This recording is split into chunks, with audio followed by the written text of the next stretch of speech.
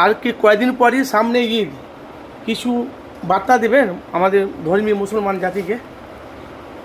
দেখুন, আমি ফুরফুরা দরবার শরীফ থেকে, ফুরফুরা হোসেন বুখারী ফাউন্ডেশনের তরফ থেকে সমস্ত দেশবাসীকে, রাজ্যবাসীকে পবিত্র ঈদ উল ফিতরের আন্তরিক শুভেচ্ছা ভালোবাসা জানাই এবং এই ঈদ সকলের যেন সুষ্ঠুভাবে সুন্দরভাবে যেন হয়, সবাই যেন খুশিতে ঈদ বানায়।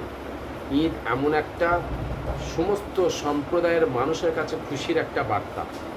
তো এই খুশির বার্তায় হিন্দু মুসলিম সকলে, যত ধর্ম আছে সকলে আমরা এই খুশির ঈদ বানাই।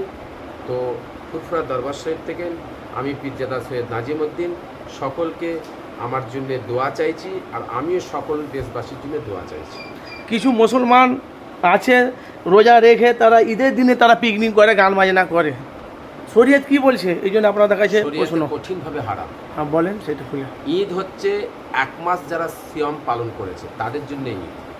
যারা রোজা রেখেছে 1 মাস ধরে, কষ্ট করেছে, আল্লাহর ইবাদত করেছে, বান্দেগি করেছে, উপাসনা করেছে, তাদের জন্য পবিত্র ঈদ। ঈদের দিনে এই ডিজে বাজানো, নাচ গান করা, বিভিন্ন রকম মানে বেশরিয়াতি কাজ করা, খারাপ কাজ করা, এইগুলো কঠিনভাবে শরিয়াতে মানা আছে। তো এর জন্যে আমি অনুরোধ করব, দুনিয়ায় কিছুদিনের জন্য সকল বেঁচে থাকবে, কেউ দুনিয়ায় থাকবে না, সবাইকে চলে যেতে হবে।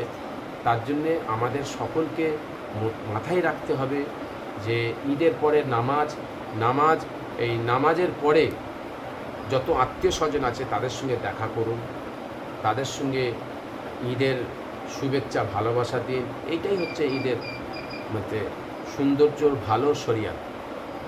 আদার্স এই ঢোল বাজনা এইসব কোনো বেশরিয়াতি খিলাফ কাজ।